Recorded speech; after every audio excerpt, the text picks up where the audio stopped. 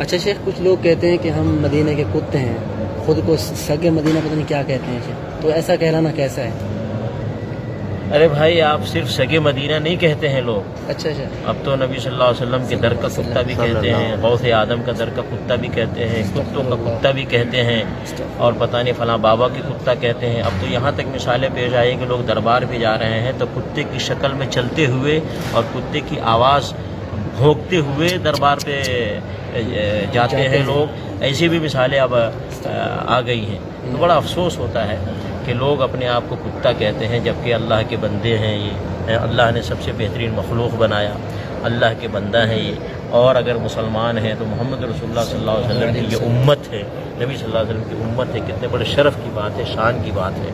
تو اللہ رب العالمین نے تو انہیں بہت بڑا درجہ دیا ہے، لیکن اگر کوئی کہتا ہے میں کتا ہوں تو کتا ناپاک ہوتا ہے، اور نبی اللہ رب العالمین فرماتا ہے انما المشرکون نجس، مشرک ناپاک ہوتا ہے، تو کتا ناپاک ہے۔ کوئی آدمی کہتا ہے میں کتا ہوں تو اس کا مطلب ہے وہ مشرک ہے، وہ ناپاک ہے، اس لیے اپنے آپ کو کتا کہہ رہا ہے، اس طرح کتا ناپاک ہے، تو ایسا نہیں کہنا چاہیے۔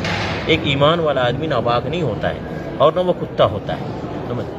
اگر ایسا ہوتا تو صحابہ کرام ضرور نبی صلی اللہ علیہ وسلم کے سامنے جا کر کے کہتے، ابو بکر صدیق کہ ہم نبی صلی اللہ علیہ وسلم کے در کے کتا ہیں، یا عمر فاروق کہتے ہم نبی صلی اللہ علیہ وسلم کے در کے کتا ہیں، یا اسی طریقے سے دیگر صحابہ کہتے ہم ابو بکر صدیق کے در کے کتا ہیں، یا عمر فاروق کے در کے کتا ہیں، یا تابعین کہتے کہ ہم صحابہ کرام کے در کے کتا ہیں، یا تبع تابعین کہتے کہ ہم صحابہ کرام کے در کے کتا ہیں، امام حنیفہ، امام شافعی، امام مالک، احمد بن حنبل رحمۃ اللہ علیہ اجمعین یہ لوگ کہتے کہ ہم صحابہ کرام کے در کا کتا ہیں، یا خود شیخ عبد القادر جیلانی کہتے کہ میں صحابہ کرام یا اسی طریقے سے نبی صلی اللہ علیہ وسلم در کا کتا ہے۔ ان لوگوں سے اس کا ثبوت نہیں ملتا ہے کہ بعد میں لوگوں نے جب عقیدے ان کے خراب ہوئے، جب شرک ان کے اندر آیا، خرافات ان کے اندر آیا، تو اپنے آپ کو کتا کہنے لگے۔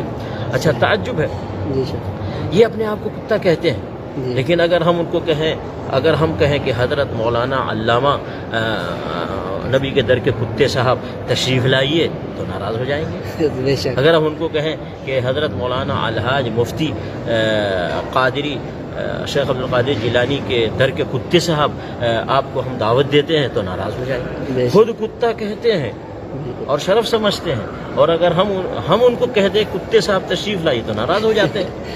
صحیح، تو ایسا نہیں ہے میرے بھائی، ہم کتا نہیں ہے، کسی کے در کے کتا نہیں ہے، ہم عبداللہ اللہ کے بندے اور محمد رسول اللہ صلی اللہ علیہ وسلم کی امت ہے۔ تو شیخ وہ کہتے ہیں پھر حضرت علی رضی اللہ تعالیٰ عنہ کو پھر شیر خدا کیوں کہا جاتا ہے؟ وہ اس سوال پہ وہ جواب دیتے ہیں۔ دیکھیے، کچھ خاص چیزیں ہوتی ہیں، جو چیز اللہ نے جس کے بارے میں بیان فرمایا، اللہ کے رسول محمد رسول اللہ صلی اللہ علیہ وسلم نے جن کے بارے میں بیان فرمایا، ہم اس کو اتنا ہی رکھیں گے، عام نہیں کہیں گے، سمجھ گئے؟ اگر اسد اللہ کہا گیا علی رضی اللہ تعالیٰ عنہ کو تو یہ ان کے لیے خاص ہے، ان کے لیے خاص ہے۔ اگر یہ کتا کہنا فضیلت کی بات ہوتی تو ان کو کتا کہا جاتا، اگر کتا کہنا فضیلت کی بات ہوتی تو علی رضی اللہ تعالیٰ عنہ کو کتا کہا جاتا، لیکن نعوذ باللہ ان کو کوئی کہے گا کہ نبی کے در کا کتا ہے تو علی کو سارے ناراض ہو جائیں گے۔ صحیح بات ہے کہ نہیں؟ بے شک۔ تو کتا کہنا کسی بھی زمانے میں کوئی شرف کی بات نہیں ہے، چاہے وہ کسی قسم کا کتا ہو، کتا کتا ہوتا ہے۔ چاہے وہ لوگ کہتے جی نہیں وفاداری کی وجہ سے کتا کہتے، تو ٹھیک ہے بھائی، کیا کبھی صحابہ نے، تابعین نے، تبع تابعین نے کبھی ذکر کیا ہے کہ اس وفاداری کی وجہ سے کتا کہیں اپنے آپ؟ صحیح، کتا اسی مدینے ہی میں تو نبی صلی اللہ علیہ وسلم نے فرمایا کہ کتا اگر کسی برتن میں منہ ڈال دے، کسی برتن میں منہ ڈال دے تو 7 مرتبہ دھونے سے وہ برتن ناپاک ہوتا ہے۔